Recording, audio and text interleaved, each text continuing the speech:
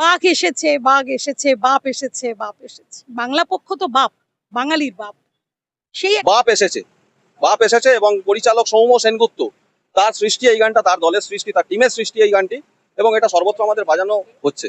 আমরা মনে করছি একটা ঐতিহাসিক মুহূর্ত তৈরি হবে এবং আমরা যারা উপস্থিত থাকব সারা জীবনের জন্য হয়তো ইতিহাসের সাক্ষী হয়ে থাকবো। কি হবে কালকে?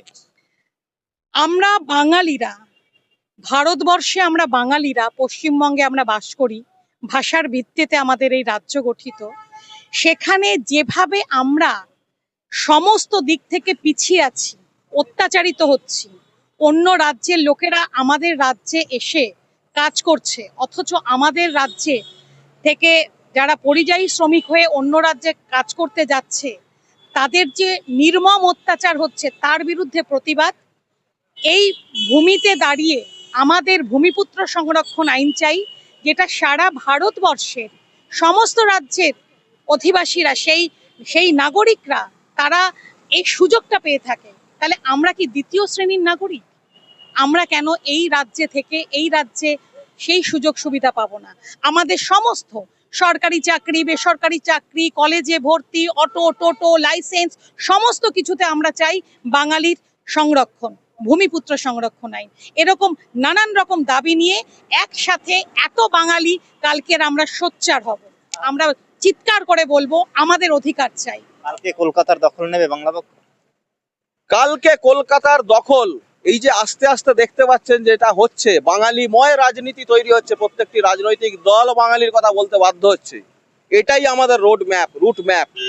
সুতরাং কালকে আরেকটি এই রুট ম্যাপ, এই যে আমাদের যে দাবি সনদ প্রকাশ হয়েছে, এই দাবি সনদের মাধ্যমে যে রুট ম্যাপটা প্রকাশিত হচ্ছে বা হয়েছে, সেই দাবি সনদ থেকেই বুঝতে পারবে কলকাতা আগামী দিনে বাঙালিময়ই হবে, বাংলার ভূমিপুত্রই হবে। আপনারা যে পুনর্দখলের কথা বলেন, কালকে সেই পুনর্দখলটা হবে? না না, পুনর্দখল আমরা তো ওই লড়াই করাতে বলি না, আমরা সংবিধান মেনে পুনর্দখল করতে চাই। পুনর্দখলটা তো কোনো অন্যায় নয়, এবং আমরা সব সময় বাংলা পক্ষ আইন মেনে, সংবিধান মেনে কাজ করে। আজকে সত্যিতেই ধর্মতলায় আসলে বাংলা ভাষা শুনতেই পাই না, বাংলা ভাষা বললে আমি বাংলাদেশি প্রমাণিত হই।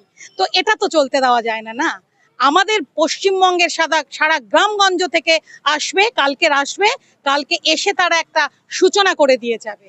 11ই জানুয়ারি তারা আসবে, এসে তারা একটা সূচনা করে দিয়ে যাবে যে এরপরে আমরা আসব, আমরা ফিরে যাব না।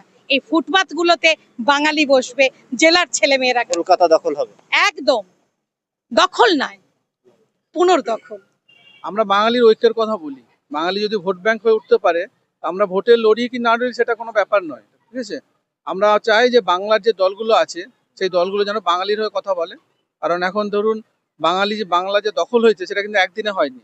স্বাধীনতার আগে থেকে এবং স্বাধীনতার পরে হিন্দু সাম্রাজ্যবাদ আমরা যাকে বলি, যে দিল্লির যে সরকার, বিভিন্ন অবাঙালির জাতির যে সরকার, এবং তাদের সঙ্গে যা মানে আমাদের যে জাতিগত জনসংখ্যাগত যে বিন্যাস যে পাল্টে গেছে পশ্চিমবঙ্গের বিভিন্ন জায়গায়, কলকাতা, আসানসোল, শিলিগুড়ি এবং হাওড়া, এসব বিভিন্ন জায়গায়, তার ফলে যে বাঙালির অধিকার চলে গেছে, অর্থনৈতিক অধিকার চলে গেছে, রাজনৈতিক অধিকার চলে গেছে। এখন পশ্চিমবঙ্গে দেখুন এত অবাঙালি এমএলএ এমপি হয়ে যাচ্ছেন, ঠিক আছে? তারা কেউ কিন্তু বাঙালির হয়ে কথা বলছেন না, বাঙালির হয়ে কাজ করছেন না, এবং এত শিল্প হচ্ছে, শিল্পে কিন্তু বাঙালিরা চাকরি পাচ্ছেন না। এইভাবে নিজেদের রাজ্য বাংলায় এখন দেখা গেছে যে 100 জন বড়লোকের মধ্যে 4 জন হচ্ছে বাঙালি।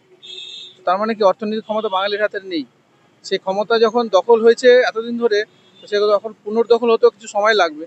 তো এই যে আমাদের সংগ্রাম, এটা কিন্তু একদিনে হওয়ার নয়, এটা আমরা জানি, এবং এটা অনেকদিন ধরে চলবে, এটাও আমরা জানি। সেই জন্য কালকের সমাবেশ হচ্ছে একটা গুরুত্বপূর্ণ একটা ধাপ আমাদের সংগ্রামে। 11ই জানুয়ারি আপনাদের বাংলা পক্ষে সমাবেশ রয়েছে কলকাতায়, ধর্মতলায় আপনারা সমাবেশ, সেই জায়গায় আপনি এসছেনও। কালকে কি হবে আপনাদের এখানে? 11ই জানুয়ারি গত 1.5-2 মাস ধরে আমরা এই প্রস্তুতি সারা বাংলা জুড়ে নিচ্ছি। আগামীকাল 11ই জানুয়ারি বাঙালির মহাসমাবেশ, বাংলা পক্ষর ছাতার তলায় বাঙালির মহাসমাবেশ। এই মহাসমাবেশ 26-এর যে বিধানসভা ভোট, তাকে কেন্দ্র করে অনেকগুলো দাবি দাবা থাকবে। আমাদের দাবি সনদ ইতিমধ্যেই আমরা গত 8ই জানুয়ারি সাংবাদিক সম্মেলন করেছিলাম, সেই দাবি সনদ 8ই জানুয়ারি আমরা প্রকাশ করি। আমাদের দেখা যায় যে বিধানসভা ভোটের আগে নানান নেতা নেত্রী হাত জোড় করে আসে, নানান প্রতিশ্রুতি দেয়, সেই সব প্রতিশ্রুতি শুধু দেওয়া নয়, বাংলা পক্ষর বাঙালির স্বার্থে, বাংলার ভূমিপুত্র স্বার্থে যাতে সেই দাবিগুলো মানা হয়, এবং সেই দাবিগুলো কারা মানবে? আমরা চাই তারা মানবে যারা বাঙালি বিধায়ক, কাউন্সিলর, লোকসভার এমপি, যেমন এই বিধানসভা ভোটকে কেন্দ্র করে, বিধানসভা নির্বাচনকে কেন্দ্র করে বিধায়ক নির্বাচিত হবে। আমরা চাই বাংলার প্রতিটা বিধানসভা কেন্দ্রে বাঙালি বিধায়ক চাই, এবং বাংলার ভূমিপুত্র অর্থাৎ রাজবংশী, কোচ, মেচ ইত্যাদি ইত্যাদি যা যা আছে আমাদের বাংলার ভূমিপুত্র, তাদের সেই জায়গায় বিধায়ক হন, এবং তাদেরকে যেন সেই জায়গাটা দেওয়া হয় বাঙালির স্বার্থে, বাংলার ভূমিপুত্র স্বার্থে কাজ করার জন্য।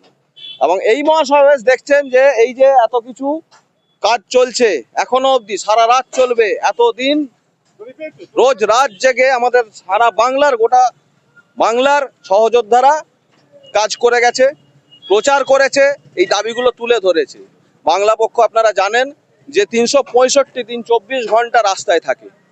আমরা ঘরে বসে সামাজিক মাধ্যমের কোনো দল নই, আমরা বাঙালির দল, বাংলার রাস্তায় নেমে কাজ করি এবং বাঙালির স্বার্থে কাজ করি। একটা কথা, যারা ভোটে দাঁড়াবে তাদেরকে আমরা বলবো, তোমরা কি বাঙালির অধিকার পাইয়ে দেবে? তবে তোমায় আমি ভোট দেব। আপনি বললেন যে কলকাতার ধর্মতলায় বাংলা কথা এখন শোনাই যায় না, ফুটপাতে, নিউ মার্কেটে, দোকানে দোকানে গেলে। কালকে কি বাংলা গান বাজবে এখান থেকে? অবশ্যই বাংলা গান বাজবে, আমরা তো সব সময় বাংলা গানই বাজাতে চাই। আমাদের বাঙালি শিল্পীরা কোথায় যাবে? সারাক্ষণ হিন্দি গান যদি হয়, আমি কাউকে খারাপ ভালো বলছি না, কিন্তু আমাদের শিল্পীদের কথা ভাবুন, তাদের ব্যবসাটা ভাবুন, এটাও তো একটা ব্যবসা। এই যে গানগুলো গাইছে, এটা তারা ইনকাম করছে, তা সবই যদি হিন্দি গান হয় তাহলে আর আমাদের তো বাংলা গান পিছিয়ে নেই। ডিজে হবে না রবীন্দ্রসঙ্গীত, কোনটা হবে? 100% রবীন্দ্রসঙ্গীত হবে।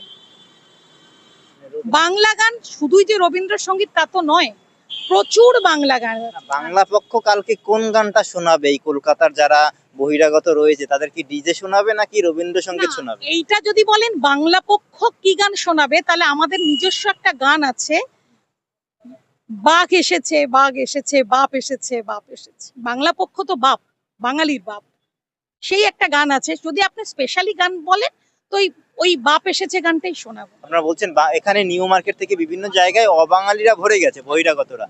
কালকে কি তাদের জন্য কোনো আলাদা বার্তা থাকবে বা তাদের জন্য কোনো ব্যবস্থা নেওয়া হবে আপনাদের তরফ থেকে?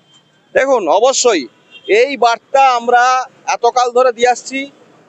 কলকাতা সহ বাংলার যেসব ফুটপাতগুলো বহিরাগততে দখল করেছে, অর্থাৎ বাঙালি সেখানে বঞ্চিত হয়েছে, যার জন্য বাংলার এই যে পরিযায়ী শ্রমিক বিজেপি শাসিত রাজ্যে গিয়ে তারা বাংলা ভাষা বলার জন্য, বাঙালি হওয়ার জন্য বাংলাদেশি আখ্যা পাচ্ছে, এবং তাদেরকে বেআইনিভাবে অকথ্য তাদের ওপর অত্যাচার করছে, কাউকে কাউকে খুন পর্যন্ত করা হয়েছে, বাংলাদেশে ছুঁড়ে ফেলা হয়েছে, এবং পরে সেসব কেস করে নানান মাধ্যমে দেখা গেছে যে তারা ভারতীয়, তারা তো ভারতীয় বাঙালি, তাদেরকে ফিরিয়ে আনেছে।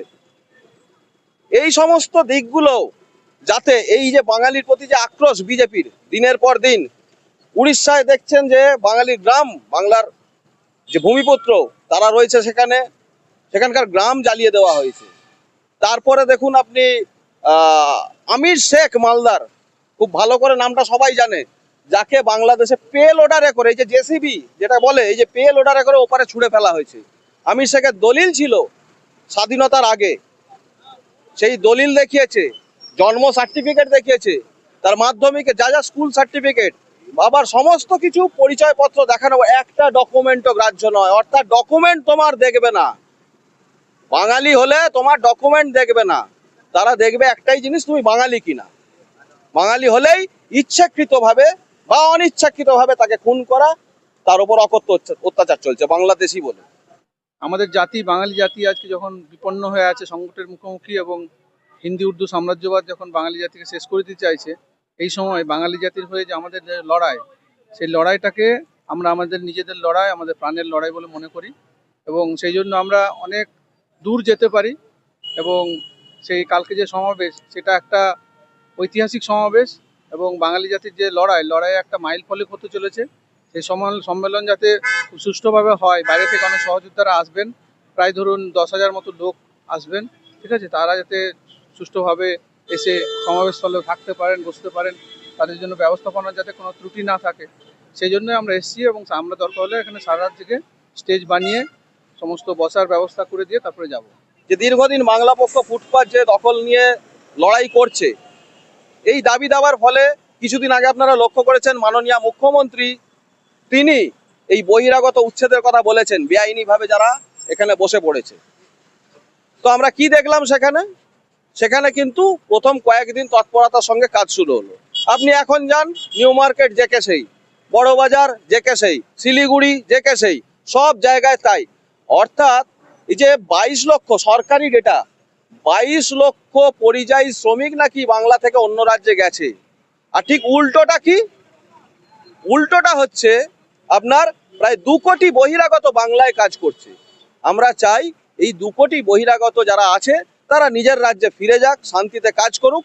আমাদের এখানে এই যে 22 লক্ষ ফিরে আসুক, শুধু 22 লক্ষ নয়, এই 22 লক্ষ ফেরার পরে অনেকগুলো জায়গা খালি হবে, সেখানে আমাদের বাংলার ভূমিপুত্ররাই কাজ করবে।